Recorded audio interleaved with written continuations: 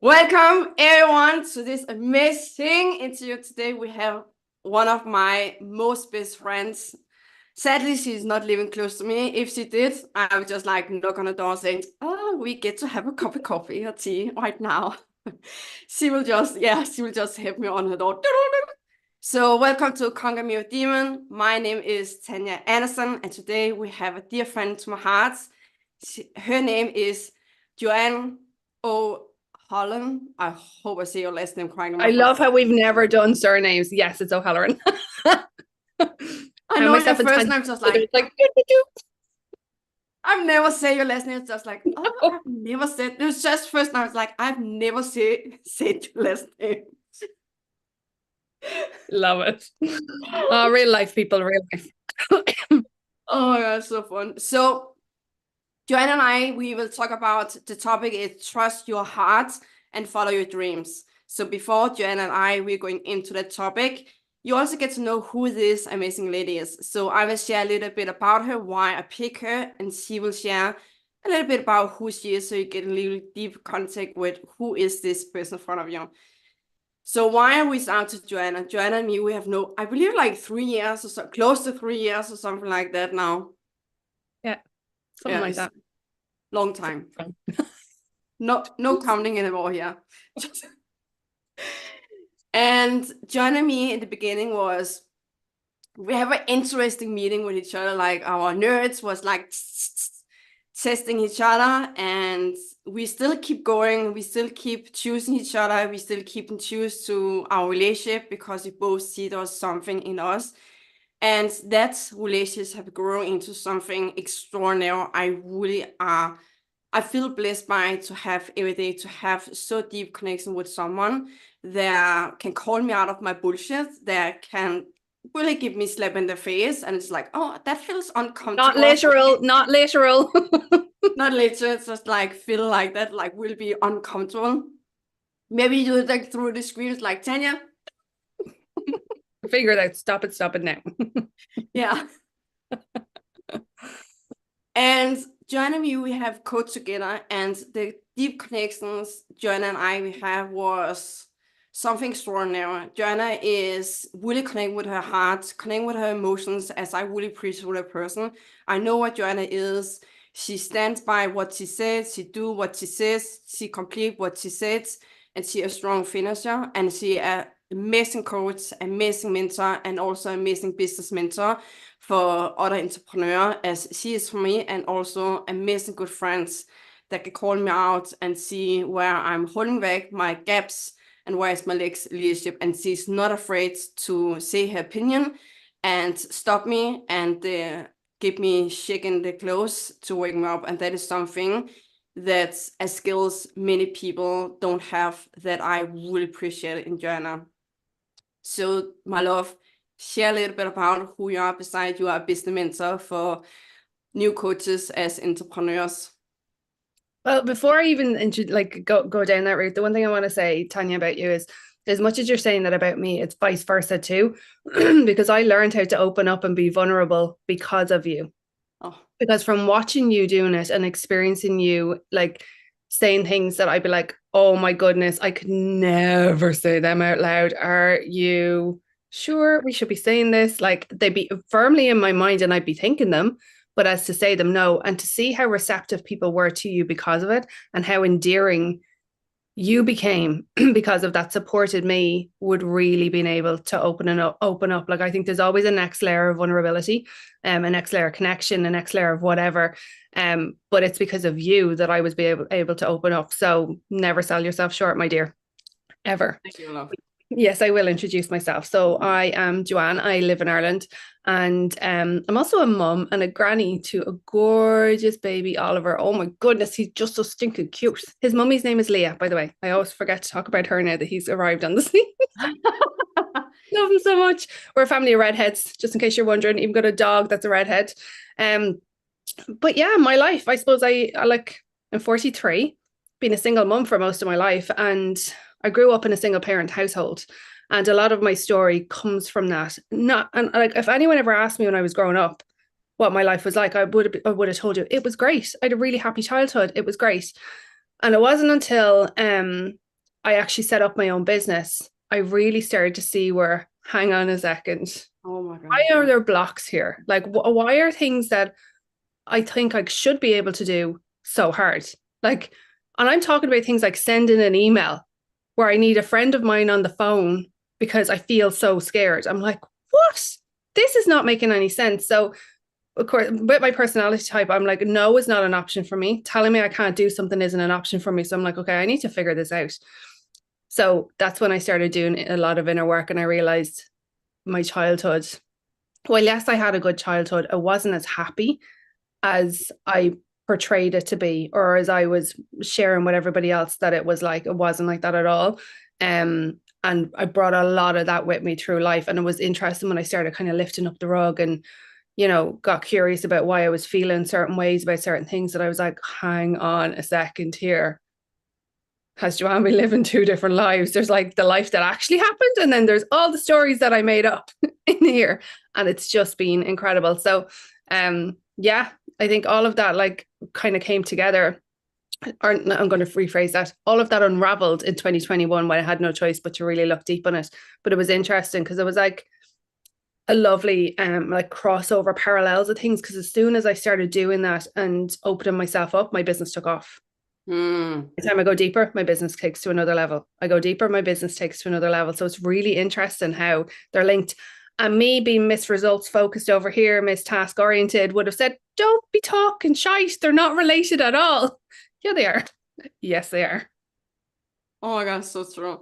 One of the power thing also, Joanna, is her mission. So guys, I will read her mission for you. So her mission is to empower as many women as possible to create the business they want without restrictions and have some fun doing it. Joanna's motto is it is never too late to go after what you want. You just have to decide you are going to. Yes.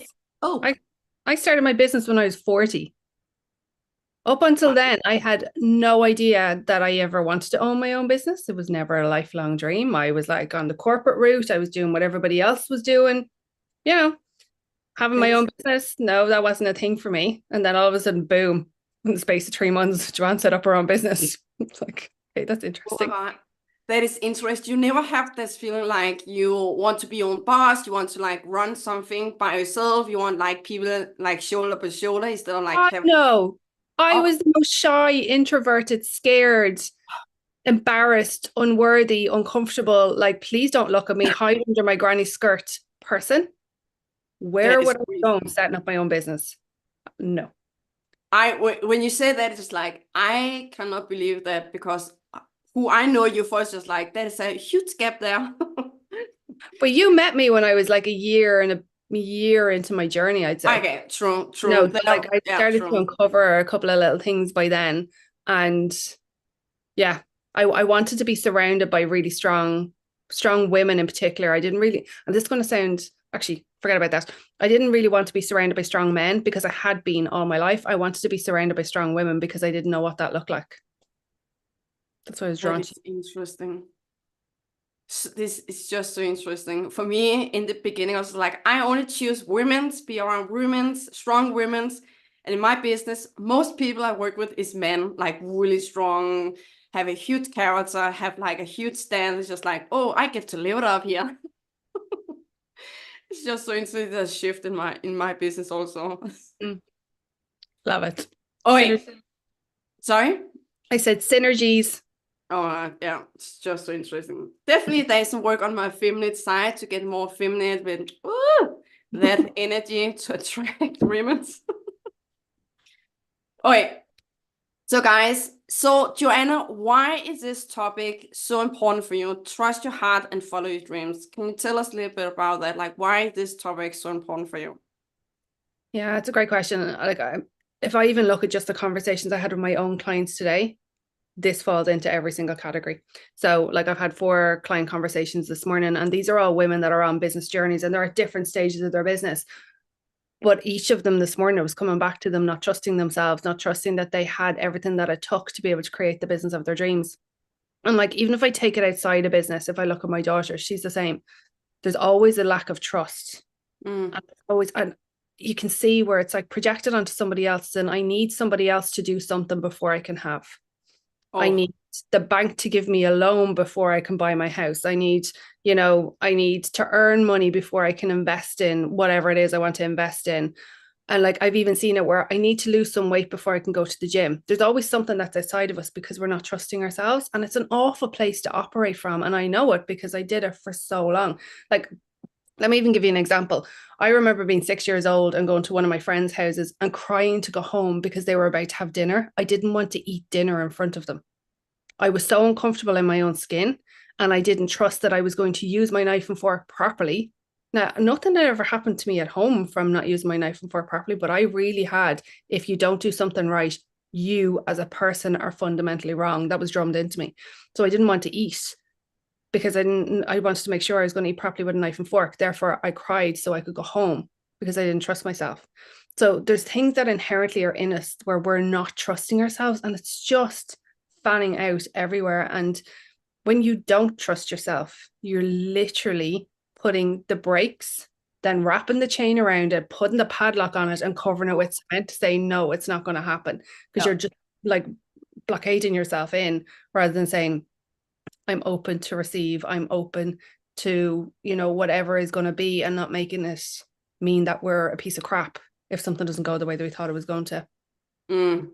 It's just so interesting when you say that, because when I see myself in that is when I just like choose everything will happen, like really surrender me to the moments. In the past, I feel I will crumble, like I feel I will lose my feet, I will feel I will be weak, people see my skin, people will judge me, people say something wrong with you. For me to grab in what I know from the past of like I get to be in pain to be loved, or I get to push myself under, I eat something unhealthy so I get bloated stomach. That was my safe place. I feel I have the control. Shifting also as you have learned is surrender to the moment, let go of the narrative stories. Like that shift, I feel I was dying in that moment. Like that's jump over to really trusting myself. I like my body feel I'm going to die now. Yeah, it's so uncomfortable. Yeah. Like our nervous system, what we put our nervous system through is insane.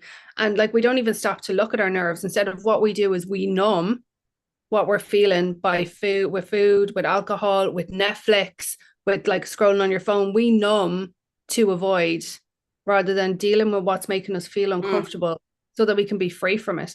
Like, and don't get me wrong, it is very uncomfortable to try Right. and figure out what's going on and to really look at it, because it all does all stem inside of us. But I was only sharing with Tanya before we came on here. I got my hair cut 2 days ago.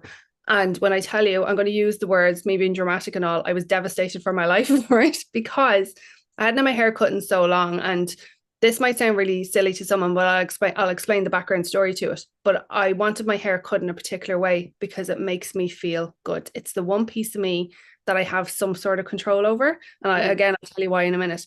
But it is not what I asked for at all. And by the time I realized what was happening, it was way too late. So I have no choice but to clip it all back, because I can't even do my hair the way it is. But the backstory with this is my hair, I grew up like roaring red hair. Okay, I know you can't see it now because I've been blessed where I'm not getting grey hairs. I'm losing the pigment instead, which is pretty cool, I have to say. But I also, by the time I got comfortable with my red hair, the pigment started going. But I was bullied when I was growing up for having red hair because I stood out a mile in the classroom. Plus, I was really short, like really, really short. I'm only 5 foot. And this, like part of this made me feel like that I was super shy and that I couldn't talk and all those things. However, when I was 9, I got my hair cut, and I'd seen this particular haircut style that I really, really wanted, and went to the hairdressers. My mother brought a picture of it, and they literally cut my hair so short. It was like like a real pixie cut, but it was meant to be like a short bob. But sure, then the slagging continued, and like the name calling, and like you're like a boy.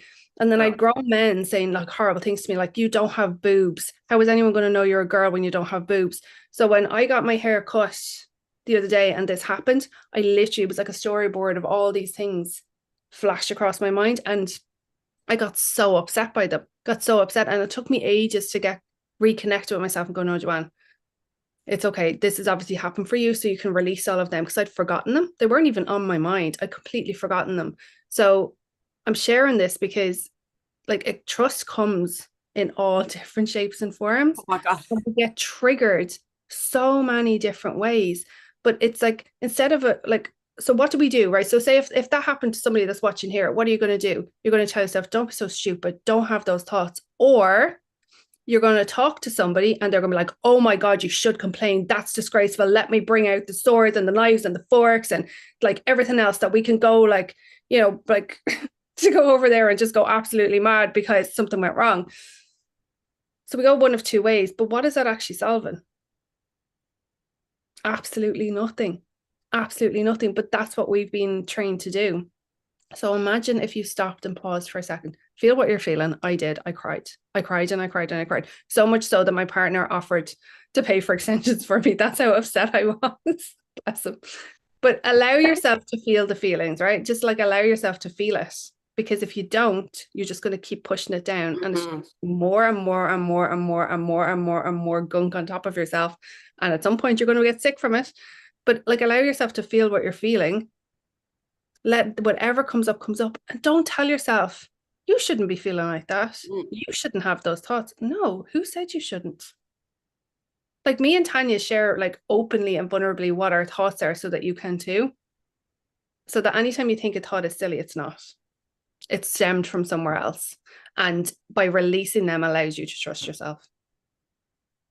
Yeah, it's also setting you free to really be honest about, okay, this is my thought right now. This is my emotion right now. This is what I did right now. There's nothing judgments or something you get to blame. It is what it is. So let's look at it from another point of view with wisdom and say, okay, what can you learn from it? Because everything we can learn from, like what did come up, how can we turn around to something fun, a blessing, the wisdom in it, because there's always the other side of the coin. Like a coin have two sides of the coin. A coin gets to have two sides. You can also see the ego and the essence, negativity and positive, white and black. There's always two sides for us to be in flow, to be in our body. Yeah. We have to operate in flow. Oh my God, yeah.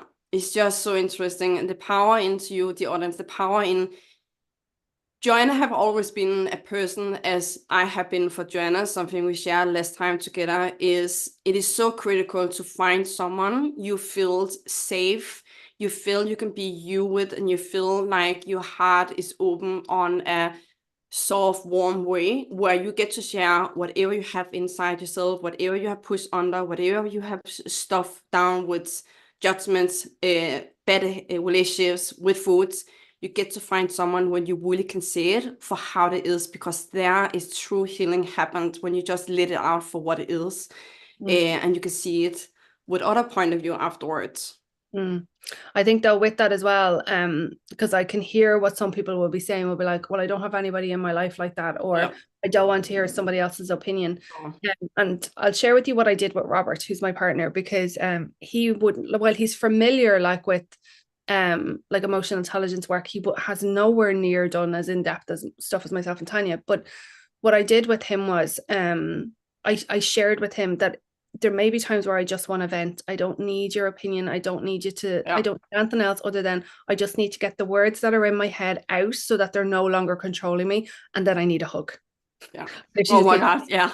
Right. Just and give if me I cry, a hug. Just let me out and give me a hug and I'm good. Exactly. Yeah.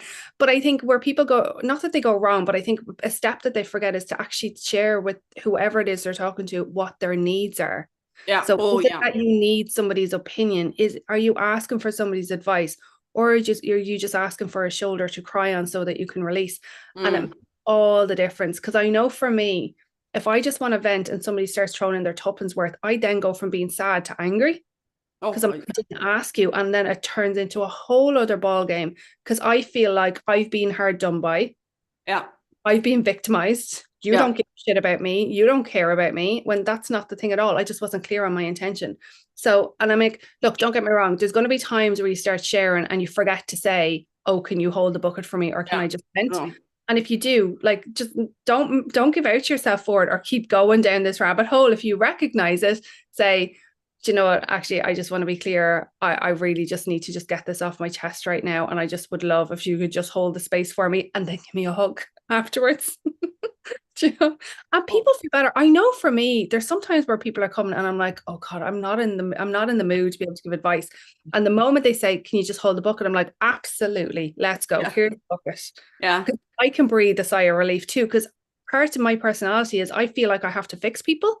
So if Yeah. I don't have the answer, I'm like, oh shit. And this is part of the things that I need to that I'm working through as well, you know. But if you say, can you just hold the bucket? Yes, of course I can. And then here's your hug. Oh, yeah. Yeah, and also so important, also the other side that is for me to learn, I learned what emotion was. I learned how to share my heart first at 27 years old when I started on education as a coach education for my own self-development. That was the first time I experienced what is emotions, what is the same type of ground feeling emotion as we have as a human. And what I really learned in that process, because I was just like sharing with everyone, and I forget to put the frame on what do I need before I'm sharing my heart. And it is so powerful, really owning our stand, owning our power to know, okay, what do I need before I'm sharing?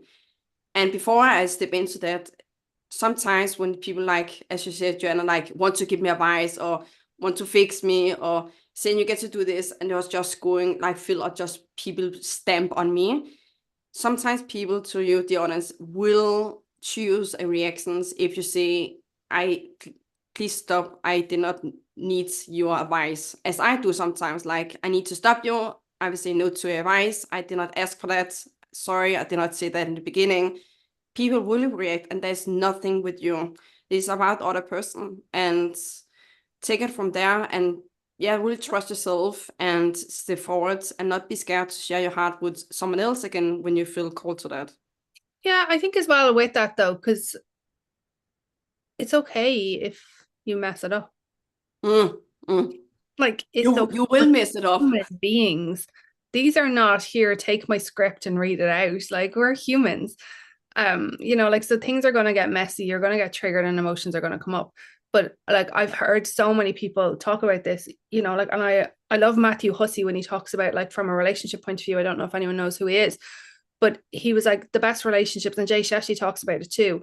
Oh, How lovely. best relationships and the relationships that have longevity, doesn't matter if they're romantic or not, are down to how people deal with conflict and fight in the moment.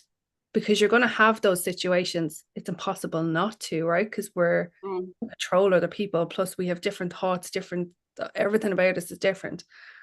But it's how you fight in the moment. So if something like that happens and you feel yourself being triggered or it goes off on a tangent, that's okay. Leave it be, reset, reflect, and then come back to it. It's like I have to laugh. I heard somebody say the other day, "Oh, isn't it great? Hindsight's a great thing, isn't it? Well for you to have hindsight." And I'm like, "Yeah, isn't it great that we have hindsight that we can stop and reflect and go, that's how I was in that situation. That's how you were in that situation. What did I need in that situation so that I can do something different in the future?" yeah, so powerful. Share a little bit about, I'm curious to know, Jenna, like the power for me, how I really work with my life purpose was really knowing my emotions because my life purpose was hiding behind all my garbage, all my hot moments of my past was really hitting down my life purpose. And I was going through emotions before I get connected with my life purpose. So Share, I'm curious to know how does this to connect with you to really trust your heart and step into or figure out what is your life purpose? That's where everything started though with me, Tanya, because like if Oh, I really? yeah, so if I go back to 2019, I was coming to the end of like a long-term relationship that was toxic AF. And I didn't know it was toxic. I Mm. thought it was a problem. And I was doing everything I could to make him happy and to fix it. Looking back, what was I doing? Should have left after the first week. Like it's one of those situations where there's so many red flags and you just ignore it. And I'd also never experienced a healthy relationship either. But as I was coming out of that, I was like, something has got to change. Something has got to change. And I got to March 20, no, February 2020. And I was like, okay, you need to leave. I need you out the door. And I went for counseling because I thought there was something wrong with me. Mm. Because I was like, why do I have feelings when I'm wrong? Like, because he had other things going on, but that didn't justify the behavior, nor did it justify me staying in it. And while logically I could say, okay, here's where here's where my part to play in that was, I still couldn't let go of what I was feeling. So I went for counseling. And I am forever grateful for this counselor who was also called Joanne, because in the second session, she basically fired me, as I say jokingly. What she said to me, she's like, counseling isn't what you need at all. She was like, you're well able to articulate what it is that's going on. She was like, you need to heal from the inside. You need to heal your heart. You need to heal your feelings. So she suggested I go for bioenergy, which is still my go-to for this day, and coaching. And that was how that all started. And this is how trying to figure out what I wanted in life, figuring out my life purpose, starting my business, literally within 3 months from that date where she said to me, I don't think counseling is for you. I had set up my business. 3 months. I set up my business in May 2020. But I got my first ever coach in March, literally right before lockdown happened, COVID. I got my first ever coach. And within 4 weeks, we spent 4 weeks working on my image of myself, how I saw myself, what I needed to forgive myself for. Like I spent 4 weeks going through forgiveness after forgiveness after forgiveness. There was 82 forgiveness letters I did, and cried, I threw up. I was like, there was just so much being released. And it gave me kind of like that little bit of a clean space to go, what do you want? And when I had met that coach for the first time, I'd written down on the corner of a top piece of paper, I'd love to do what she does. And I happened to see that piece of paper again when I had done all the forgiveness stuff, because it was in the same notebook. And I was like, oh my goodness, that is what I want. And then I went, hang on a second, I've always been doing this. That is why I stayed. So I worked in human resources for 17 years. That's why I kept staying in human resources when I hated it, because I was coaching people. I was supporting people to go to their next level. I used to get so, imagine like a department head getting so excited when their staff moved on to a better job. My boss used to lose his shit, would be over. And I'm like, we can't give them that job. We physically do not have that position here. Why would you want to hold them? Celebrate the fact that they're going on and that we've given them that platform to be able to go do it. But that was what kept me in human resources, was the fact that I was coaching consistently. And then I was like, boom, this is my purpose. This is literally my purpose. And that's how it all happened. But sorry? It did start with the emotions, like starting to feel them and starting to release them. Yeah, get to know them, get to connect with them, heal them, whatever, all that fun stuff. So as a little child, how was you as a little kid around like supporting others or help others? Like, because it's always connect our life purpose, as I believe it's connected also to a childhood. So share one point in your past as a child that is connected with what you're doing today. You'll appreciate this. So I was always Miss Fix-It, but actually something about me, my aunt and myself were only talking about this last week. So I can't cope when somebody's like sad or if somebody's hurt, and that includes animals too. Like I can't deal with it. I can't do it. I can't do it. And I'm on a farm here, so you can imagine what I'm like. I have to be kept away from a lot of things because I can't cope. But I remember we were driving down the road and there was a frog on the side of the road and the frog couldn't hop. I made my aunt and uncle stop the car and get the frog and bring the frog to a vet. Oh my God. Got to the vet and the vet laughed and went, there's not much we can do for the frog. And I'm devastated going, you have to fix the frog. Like this frog is probably a mommy or a daddy and has like babies out there. I don't even know if that was true, but that was what I felt at the time. And I was so passionate about it. I'm like, you have to help him. Because in my mind, if somebody is upset or hurt, that's like, why would nobody help? I don't understand that. So that's one that jumps out at me. But yeah, I've always been like that. I was always the person to fix. If you were sad, I got you. If you didn't know what to do, I got you. I remember, Tanya, when I started school, my mother shares the story a lot. When I started school, there was this little boy called Shane.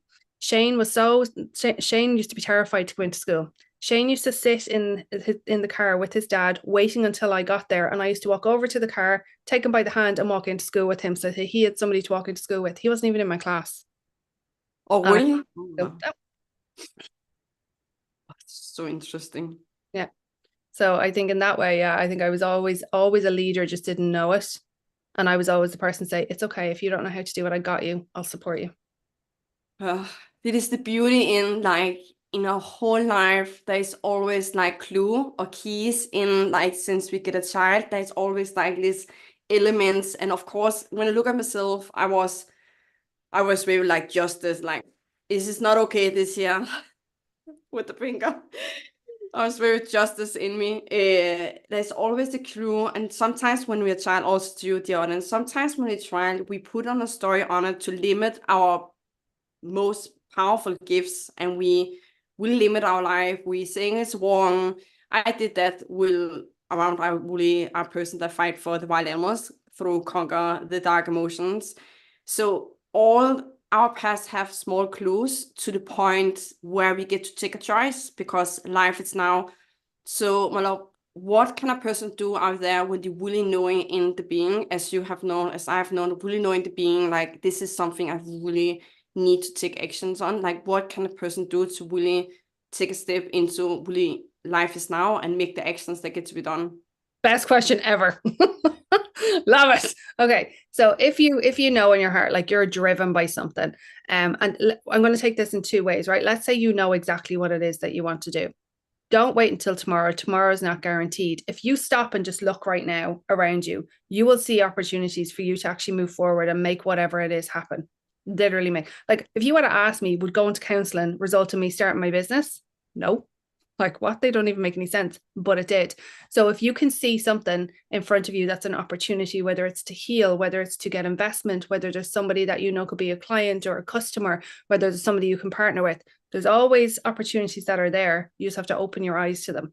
But that starts with you resetting your nervous system first, because if your nervous system is all over the shop, you're not going to be able to see it. So like do some box breathing first and then have a look around you and see what's there. But don't look with expectation.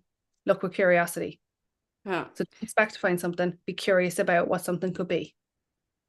Interesting. So when you start your process, let's say people is watching this, they are like in start process, in the middle of the process to really like step into what is the life purpose. What did you do to take the first steps into your life purpose to know that is what you burn for? Yeah, so I'll be honest with you, I followed signs. So I knew that my life couldn't stay the way that it was, because like everything was falling apart, like everything was falling apart. And nothing was the way I ever wanted it to be. So I had made that decision. This is changing. This is not staying the way it is. I don't care. So I literally was like, when I see a sign that's moving me towards XYZ, I'm taking it. So like literally the first one was counselor. The counselor spoke about energy healing. I literally opened up like my phone and Googled it, found an energy healer. She started talking about, and I'm going to tell you all the steps. She started talking about The Secret. I'd never read The Secret. I was going on a hen weekend that weekend. So I downloaded The Secret onto my phone and read it. On the Monday when I got back, so it was Bank Holiday Monday, because it was Paddy's weekend over here, I watched The Secret and I loved Bob Proctor. And I was like, oh my goodness, really like that man. I was like, I can really resonate with him. I was like, I like how he speaks. I was like, it'd be great to meet him. I was in bed that night scrolling on my phone. This is the truth. Scrolling on my phone, a Facebook ad pops up with my first, who was turned out to be my first ever coach. I didn't know who she was. It was like workshop with one of Bob Proctor's top consultants. I was like, I'm in, 20 quid. Yes, please. Let's go. Because I was like, I'm following the signs. This is happening. I rang one of my friends at like, it was 12:30 at night, rang her and went, because I thought other people would think I was crazy and I knew she wouldn't. I was like, well, here, will you come with me tomorrow to this thing? I was like, I don't know who she is. Don't know what it's about. Bob Proctor. I was like, and I just want to go. She was like, yeah, of course I will. So I booked the tickets first. So the next evening we went to a hotel. Didn't know who this lady was. I went to the bathroom. Guess who came out of the toilet stall beside me? She did. I got all excited. I'm like, it's a fucking sign. It's a fucking sign. So anyway, went into the room. She started talking and she started sharing her story of the corporate world. And I was like, she's talking about me. How does she know that that's how I feel? Right. So I didn't care at that stage what she was selling. I was like, I'm in. I don't even know what it is that you do. I don't care. I'm buying it. Had a call with her, nearly got physically sick when I heard how much it was, because it was €6,000. I had way off budgeted this. I didn't have any money. And this actually is a true story, right? I did not have the money in my bank account because at this stage we were in COVID. And it had automatically dropped. I didn't have the money. I remember I just come out of a toxic relationship. I had zero savings. Leah was in college. There was €1,400 in my bank account. That was it. Credit card maxed out, nothing in my savings. But I said to Eva, I was like, yeah, I'm in. I was like, and I lied to her. Honest to God's truth, I lied to her. I said, I have €1,400 here in my bank account. I just need to get the rest from the credit union. There was no money in the credit union. But I was like, I'll figure it out. I will figure it out. I will figure it out. And this was on the Wednesday. So I transferred her the €1,400. On the Friday, a check came in the door. When was the last time checks arrived in the post? So I had worked for a company that had been illegally liquidated. We assumed that we would never see the wages. We wrote 2 months' wages and expenses, assumed we would never see them, ever. It was so far out of my mind at this stage. I wasn't even I wasn't even a thought in my mind. That's what that check was. That's what that check was. So I paid her and gave me back the €1,400. So I was like, okay. And that is what I've done every step of the way. It's like when I see a sign, I do it no matter what. But this is where it comes to trusting yourself. If I didn't trust myself that I could figure it out, because everything is figure outable. Yeah. Yeah. Got to decide, are you operating from a broke mindset or a poor mindset? Because they're two very different things. Broke means I'll figure it out. Poor means there's no possible hope for me. They're not the same. And that doesn't mean that you're poor, that you're broke. It's just a mindset mentality. But that was what I did. I literally followed the signs, followed the steps, said yes when there was no evidence that it was going to work, but trusted myself. I even said yes when there was no money in the bank account, and I did not tell anyone what I was doing.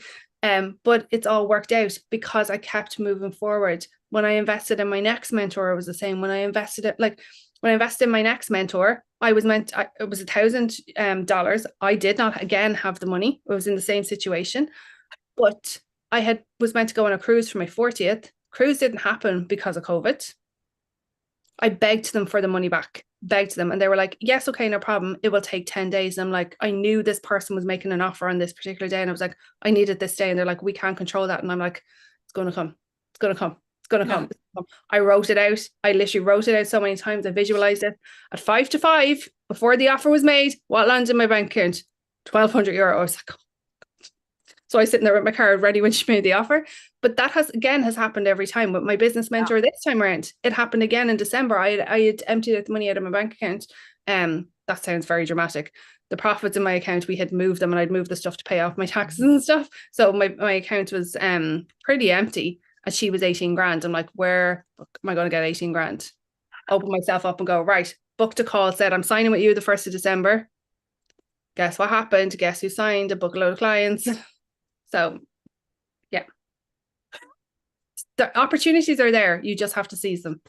Yeah, exactly. And the how is just so interesting because when I look back in the poor mindset, as I see it, was like you get to know the how, you get to know the step compared to now, the how do not matter. Like you get to be committed to what do you want in life, like live now. And the how will come day by day, step by step, and really believe and trust your heart on it. Yeah. Yeah, exactly. Powerful. So in the end of this interview, my lovely friends, I know you have a freebie to the dear audience. Can you please share a little bit about that around discover your life purpose? I sure can. So after I figured out what I wanted to do, I wanted everybody else to understand how they could figure it out too, because I have a great knack of being able to pull it out of people, especially if you don't know what you want. So this is actually a quiz. Who doesn't love quizzes? So it's a quiz where you get to fill in. You'll just get to answer some questions. They're multiple choice questions, but it will tell you what direction that you're meant to go in. And it's very accurate. It's brilliant. Love it. And how do you get access to that? Definitely you go back in your newsletter or click on the link on this video. Where can people get connected with you, my love? Oh, come to Instagram. Go to Awaken Potential Coaching on Instagram. Find me there and literally send me a DM. I love voice messaging people. Amazing. So with that, what is your last message you would like the audience to go with after this interview? Don't die with dreams in your head. Don't do it.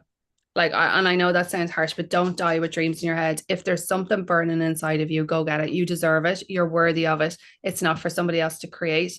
Might you have to do a good bit of inner work to get there? Yeah. And you're not only the person that's going to benefit from that, everybody else around you will too. So yeah, don't die with dreams in your head. Amen with that. Amen to that. So to you, the audience, thank you so much for buttoning our hearts. Thank you for watching. Thank you for going back to newsletter. Click on the link, go and follow Johanne on Instagram. Thank you so much for your time. And thank you, my love. It was a big blessing to be connected with you again, to serve you and really pay your voice forward. Thank you so much, my love. Thank you so much for this. Thank you. Thank you. You're amazing. I love you. You likewise, Mike. With that, Guys, have a amazing day and see you